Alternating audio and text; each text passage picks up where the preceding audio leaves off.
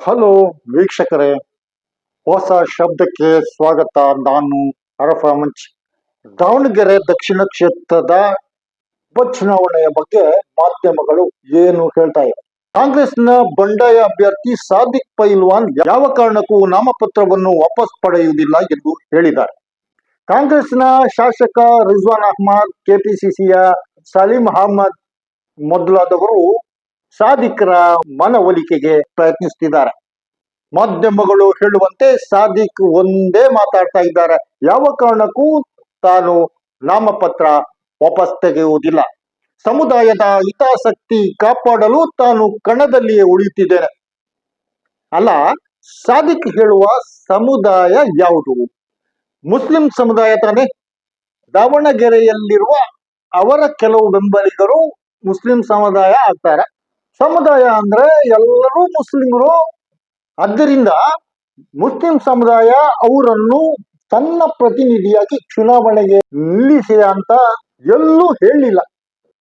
ಅಥವಾ ಕಾಂಗ್ರೆಸ್ಸಿಗೆ ತಮ್ಮ ಪ್ರತಿನಿಧಿಯಾಗಿ ಸಾದಿಕ್ ಅವರನ್ನು ಕಳುಹಿಸಿದ್ದೇನೆ ಅಂತಲೂ ಮುಸ್ಲಿಂ ಸಮುದಾಯ ಹೇಳಿಲ್ಲ.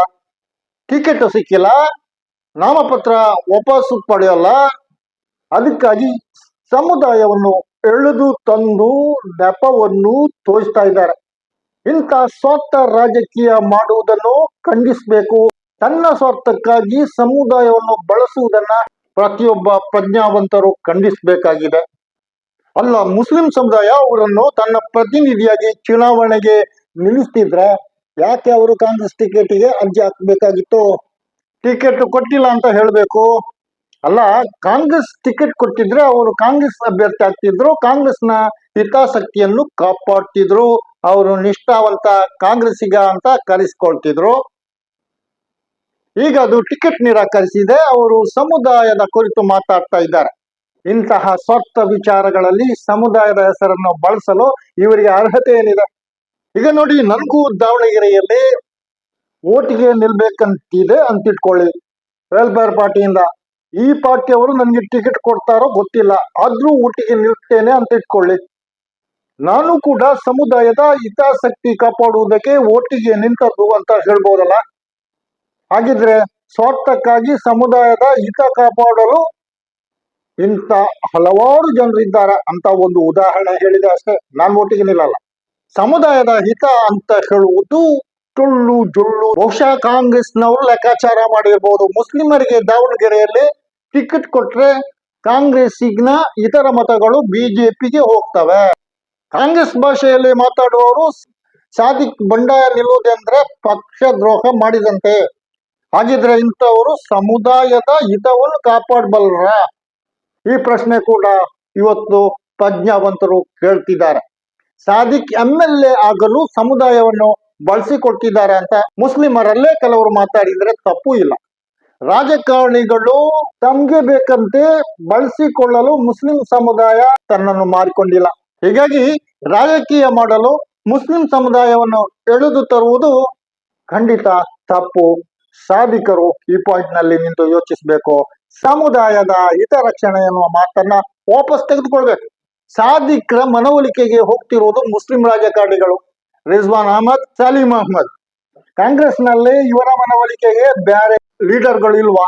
ಮುಸ್ಲಿಮೇತರ ಲೀಡರ್ಗಳು ಇಲ್ವಾ?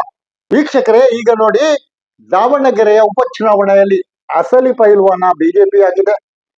ಸಾದಿಕ್ ಪೈಲ್ವಾನ ಬಂಡಾಯ ನಿಂತದ್ರಿಂದ ಅದು ಮೀಸೆ ಎಡಿ ಮುಸ್ಲಿಂ ಆಗ್ಬಹುದು. ಯಾಕೆಂದ್ರೆ ಮುಸ್ಲಿಮರ ಕೆಲವು ಸಾವಿರ ಓಟುಗಳನ್ನ ಸಾದಿಕ್ ಬುಟ್ಟಿಗೆ ಹಾಕಿಕೊಳ್ಬಹುದು. ಸಾದಿಕ್ಗೆ ಹಿಂದೂಗಳ ಓಟುಗಳಂತೂ ಬೀಳುವುದು ಕಷ್ಟ, ಬಿದ್ರು ಅಲ್ಪ ಸ್ವಲ್ಪ ಬೀಳ್ಬಹುದು ಅಭಿಮಾನಿಗಳದ್ದು. ಹೀಗಾಗಿ ಬಿಜೆಪಿಗೆ ದಾವಣಗೆರೆ ಉಪಚುನಾವಣೆಯನ್ನು ಗೆಲ್ಲುವುದು ಸಲೀಸಾಗಿ ಬಿಡ್ತದೆ. ಕಾಂಗ್ರೆಸ್ ಗೆಲ್ಲುತ್ತಾ ಬಂದ ಈ ಕ್ಷೇತ್ರವನ್ನು ಸಲೀಸಾಗಿ ಬಿಜೆಪಿ ಕೈಗೆ ಒಪ್ಪಿಸಿದಂತೆ ಆಗುತ್ತದೆ. ಇದಕ್ಕೆ ಸಾದಿಕ್ ಹೆಮ್ಮೆ ಪಡ್ತಾರ? ಇವರ ಬೆಂಬಲಿಗರೆಲ್ಲ ಸೇರಿ ಕಾಂಗ್ರೆಸ್ಸಿಗೆ ಪಾಠ ಕಲಿಸಿದ್ದೇವೆ, ಬುದ್ಧಿ ಕಲಿಸಿದ್ದೇವೆ ಅಂತ ಹೇಳ್ತಾ ತಿರುಗಬಹುದು. ಇದು ಸಮುದಾಯದ ಹಿತಾಸಕ್ತಿಯನ್ನು ಕಾಪಾಡುವುದು ಆಗ್ತದ? ಅಂದರೆ ಇವರ ಹಿತಾಸಕ್ತಿಯ ಕಾಪಾಡುವಿಕೆ ಬಿಜೆಪಿಯನ್ನು ಗೆಲ್ಲಿಸುವಲ್ಲಿಗೆ ಬಂದು ನಿಲ್ಲಿಸುತ್ತದೆ. ಹಿಂದೊಮ್ಮೆ ಮಾಜಿ ಸಚಿವ ಎನ್ ರಾಜಣ್ಣ ಒಂದು ಸಂದರ್ಶನದಲ್ಲಿ ಹೇಳಿದ್ರು, ಮುಸ್ಲಿಮರಿಗೆ ಕಾಂಗ್ರೆಸ್ ಅಲ್ಲದೆ ಬೇರೆ ಪರ್ಯಾಯವೇ ಇಲ್ಲ. ಇಂತಹ ಕಾಂಗ್ರೆಸ್ ನಾಯಕರು ಮುಸ್ಲಿಮರ ಬಗ್ಗೆ ಎಷ್ಟು ಅಸಡ್ಡೆ ಹೊಂದಿದ್ದಾರೆ ಎಂಬುದನ್ನು ಇಂತಹ ಹೇಳಿಕೆಗಳು ಆಗಾಗ ನೆನಪಿಸ್ತಾ ಇರ್ತವೆ. ಕಾಂಗ್ರೆಸ್ನವರು ಕೂಡ ತಿಳ್ಕೊಳ್ಬೇಕು, ಮುಸ್ಲಿಮರಿಗೆ ಕಾಂಗ್ರೆಸ್ ಅನ್ನು ಸೋಲಿಸುವ ಶಕ್ತಿ ಇದೆ. ಬಿಹಾರದಲ್ಲಿ ಅಸದುದ್ದೀನ್ ಓವೈಸಿ ಪಾರ್ಟಿ ಕಾಂಗ್ರೆಸ್ ಆರ್ಜೆಡಿ ತಲೆ ಎತ್ತದಂತೆ ಮಾಡಿದ್ದು, ಮಹಾರಾಷ್ಟ್ರದ ವಿಧಾನಸಭಾ ಚುನಾವಣೆಯಲ್ಲಿ, ಸ್ಥಳೀಯ ಆಡಳಿತ ಚುನಾವಣೆಯಲ್ಲಿ ಓವೈಸಿ ಪಾರ್ಟಿ ಇದೇ ಸಾಧನೆ ಮಾಡಿದೆ. ಓವೈಸಿ ಪಾರ್ಟಿಯ ಹಿತರಕ್ಷಣೆ ಆಗಿದೆ. ಈಗ ದಾವಣಗೆರೆಯಲ್ಲೂ ಕೂಡ ಇಷ್ಟೇ. ಸಮುದಾಯ ಅಂತ ಕೆಲವರು ಬಳಿದಾಡಿಕೊಂಡ್ರೆ ಇದೇ ಆಗುವುದು. ಮುಸ್ಲಿಮರ ಮೇಲೆ ಬಿಜೆಪಿಯ ಚೇಷ್ಟೆಗಳನ್ನು ಅಲ್ಲಿನ ಜನರು ಇನ್ನೂ ಹೆಚ್ಚೆಚ್ಚು ಸಹಿಸಬೇಕಾಗಬಹುದು. ಅಂದ್ರೆ ಅದೇ ನೋಡಿ, ಹಿಜಾಬ್ ವಿವಾದ, ಟಿಪ್ಪು ಸುಲ್ತಾನ, ಜಟ್ಕಾ ಕಟ್ಟು, ಹಲ್ಕಾ ಕಟ್ಟು ಇತ್ಯಾದಿ ಇತ್ಯಾದಿ. ಇಂತಹ ಬಾಣಗಳು ಬಿಜೆಪಿ ಬಳಿ ಬಹಳಷ್ಟು ಇವೆ. ಸಾದಿಕ್ ಅಂತವರು ಇದನ್ನು ಸಮುದಾಯದ ಹಿತಾಸಕ್ತಿಯ ರಕ್ಷಣೆ ಅಂತ ಒಪ್ಕೊಳ್ತಾರ, ಪ್ರಜ್ಞಾವಂತರು ಒಪ್ಪಿಕೊಳ್ಳುವುದಿಲ್ಲ. ವೀಕ್ಷಕರೇ, ಈ ಹೊತ್ತಿನ ಸುದ್ದಿ ವಿಶ್ಲೇಷಣೆ ಇಷ್ಟೇ. ಮತ್ತೊಮ್ಮೆ ಭೇಟಿಯಾಗೋಣ. ನಾನು ಅರಫ ಮಂಚಿ. ಸಬ್ಸ್ಕ್ರೈಬ್ ಆಗಿ, ಶೇರ್ ಮಾಡಿ, ಕಮೆಂಟ್ ಮಾಡಿ. ಜೈ ಹಿಂದ್.